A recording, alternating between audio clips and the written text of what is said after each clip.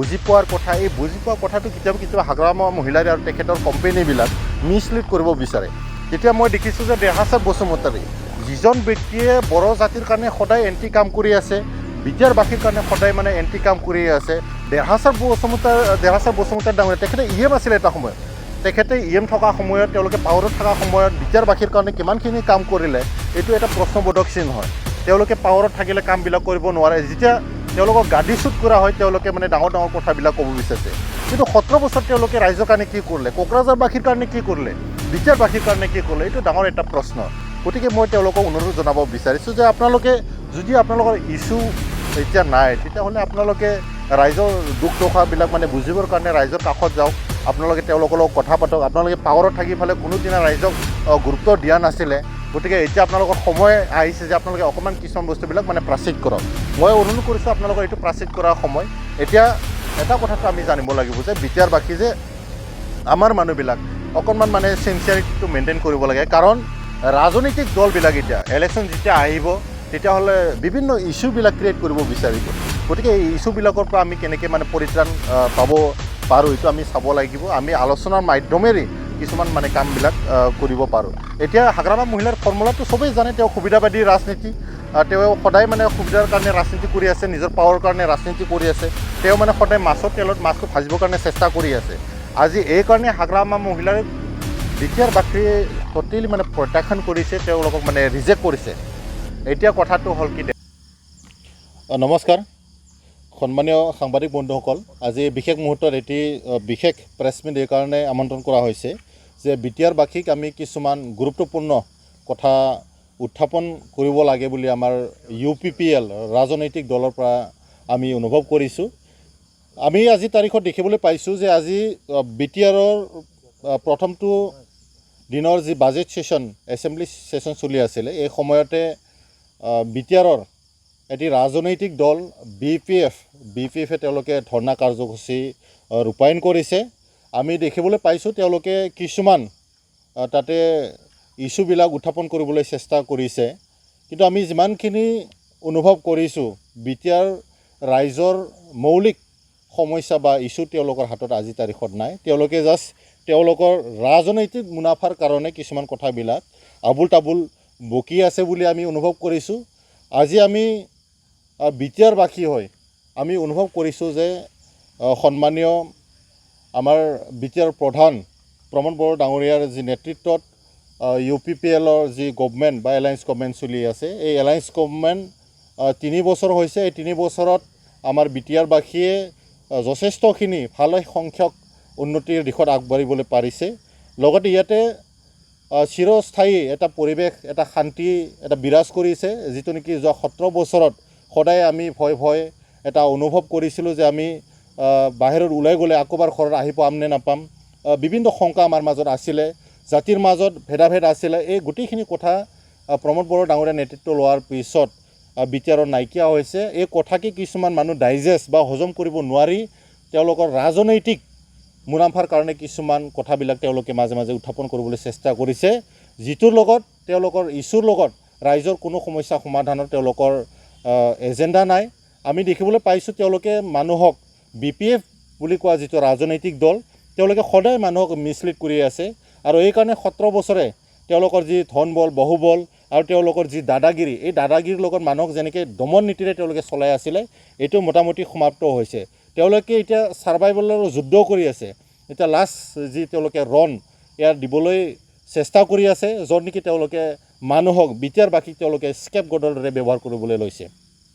এতিয়া কথাটো হৈছে আজি বাজেট ছেশ্যন যেতিয়া চলি আছিলে, তেওঁলোকে ধৰ্ণা কাৰ্যসূচী লৈছিলে, তেওঁলোকৰ কোনো আলোচনা ছিষ্টেম নাই। তেওঁলোকে কোনো ডিবেট বা ডিছকাশ্যন বা ডিচিশ্যনলৈকে নোযোৱালৈকে তেওঁলোকে পোনপ্ৰথমে যিটো এটাকিং মুডত তেওঁলোকে ধৰ্ণা কাৰ্যসূচী লৈছে, এয়া খুবেই দুৰ্ভাগ্যজনক। তেওঁলোকে যদি কিবা কথা ক'বই লগা আছিলে, তেতিয়াহ'লে আমাৰ প্ৰশাসন যন্ত্ৰ আছে, আমাৰ চৰকাৰ আছে, তেওঁলোকে মেমৰেণ্ডাম দিব পাৰে, এপ্লিকেশ্যন দিব পাৰে, বা গণতান্ত্ৰিক দেশত বিভিন্ন প্ৰক্ৰিয়া আছে। তেওঁলোকে এইবিলাক নকৰি কাৰোবাক সমালোচনা কৰিবৰ কাৰণে, কাৰোবাক টাৰ্গেট কৰিবৰ কাৰণে যেনেকৈ ধৰণে তেওঁলোকে প্ৰপেগেণ্ডাবিলাক চলাই আছে, যেনেকৈ ষ্ট্ৰেটেজিবিলাক কৰি আছে, এইটো খুবেই বিটিআৰবাসীৰ কাৰণে দুৰ্ভাগ্যজনক।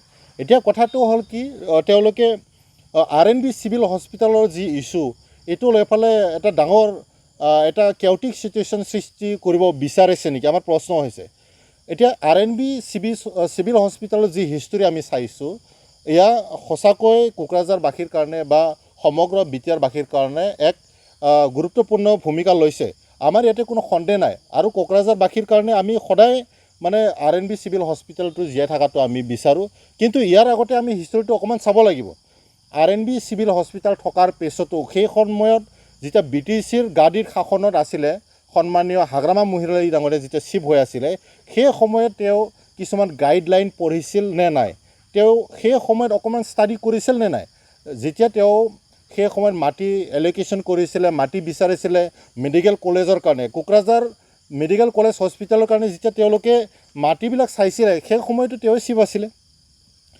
RNB চিভিল হস্পিটেলৰ ডিষ্টেঞ্চটো জানি ফালে তেওঁ জাগাটো কেনেকৈ দেখুৱাই দিলে দেইবা নাগালে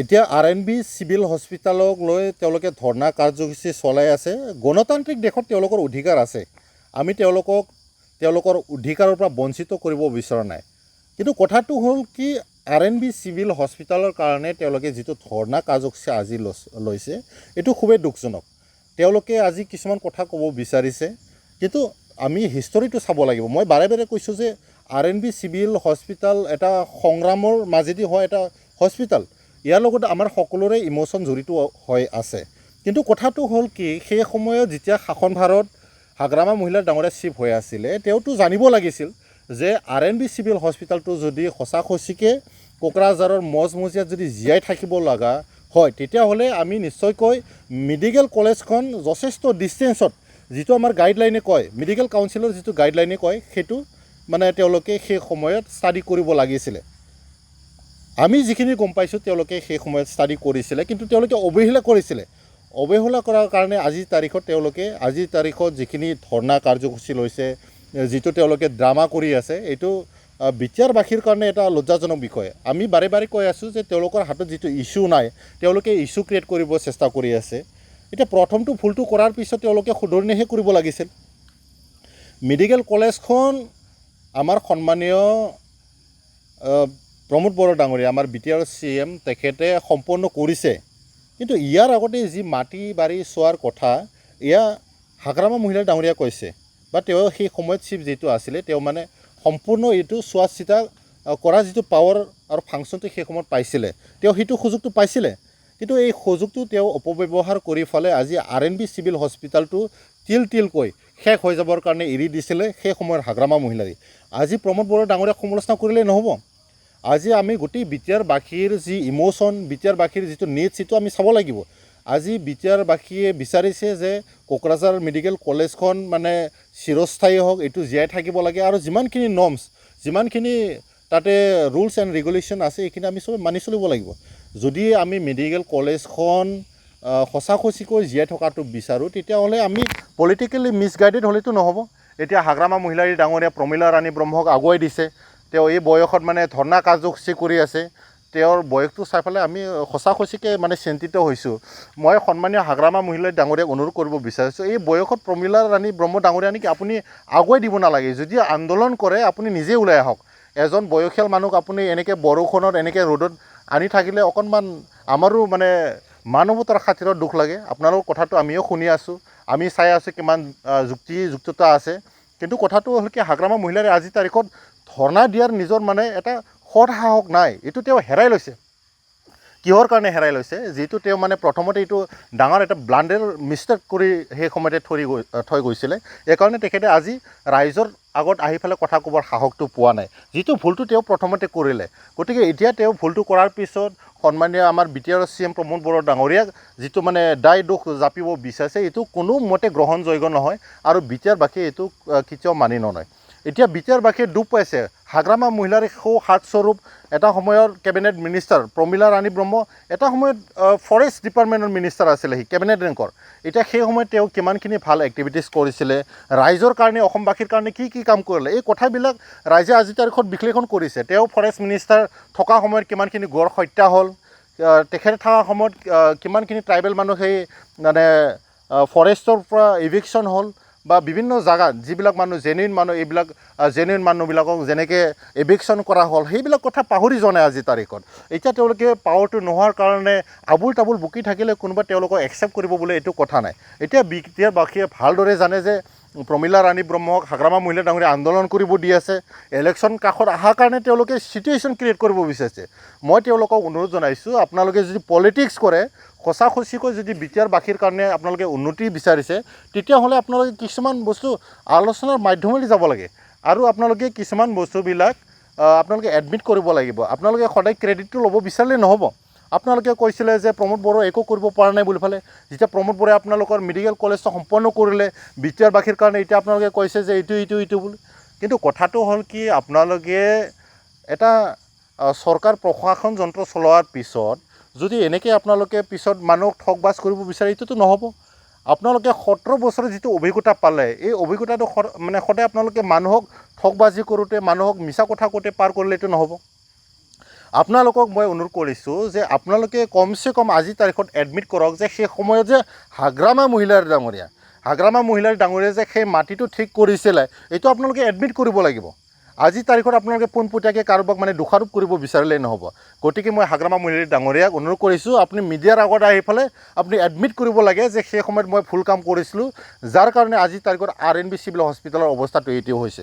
আৰু এতিয়া আপোনালোকে নিশ্চয় জ্ঞাত যে এখন মেডিকেল কলেজ হস্পিটেল হোৱাৰ পিছত আমাৰ ছাত্ৰ ছাত্ৰীবিলাকৰ কিমানখিনি মানে সুবিধা হয়, ইয়াৰ পৰা মানে ডক্টৰবিলাক ক্ৰিয়েট হ'ব, আমাৰ ল'ৰা ছোৱালীবিলাক মানে পঢ়াৰ এটা সুবিধা পাব।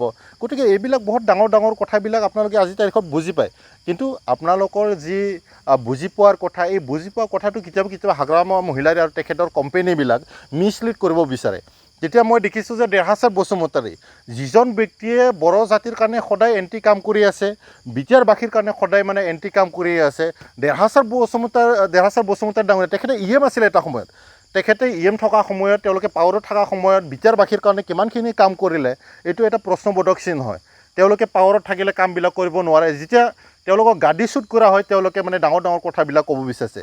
কিন্তু 17 বছৰ তেওঁলোকে ৰাইজৰ কাৰণে কি কৰিলে, কোকৰাঝাৰবাসীৰ কাৰণে কি কৰিলে, বিটিআৰবাসীৰ কাৰণে কি কৰিলে, এইটো ডাঙৰ এটা প্ৰশ্ন।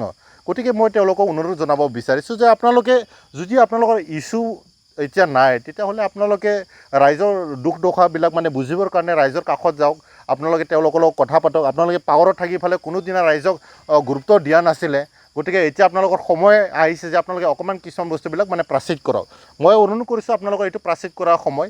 এতিয়া এটা কথাটো আমি জানিব লাগিব যে বিটিআৰবাসী যে আমাৰ মানুহবিলাক অকণমান মানে চিনচিয়াৰিটিটো মেইনটেইন কৰিব লাগে। কাৰণ ৰাজনৈতিক দলবিলাক এতিয়া ইলেকশ্যন যেতিয়া আহিব, তেতিয়াহ'লে বিভিন্ন ইছ্যুবিলাক ক্ৰিয়েট কৰিব বিচাৰিব।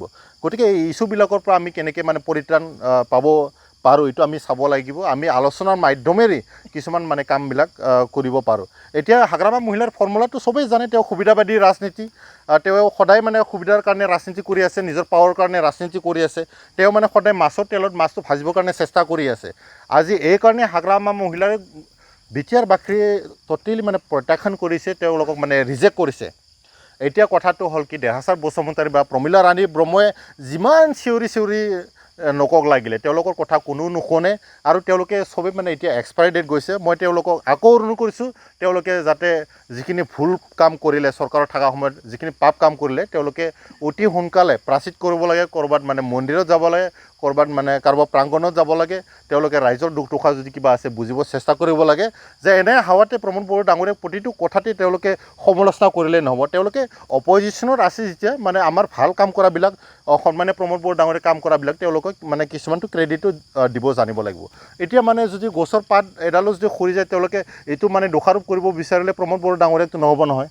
তেওঁলোকে সেইটোৱে কৰিব বিচাৰে সদায়, মানে ক'ৰবাত কিবা এটা সৰু এটা ইনচিডেণ্ট হ'লে তেওঁলোকে মানে ক'ব বিচাৰিছে এইটো আমুকে কৰিছে তামুকে কৰিছে। তেওঁলোকে আচল কথাটো এইটোৱে যে বিটিআৰবাসীয়ে এতিয়া যিটো গম পাইছে, তেওঁলোকৰ হাতত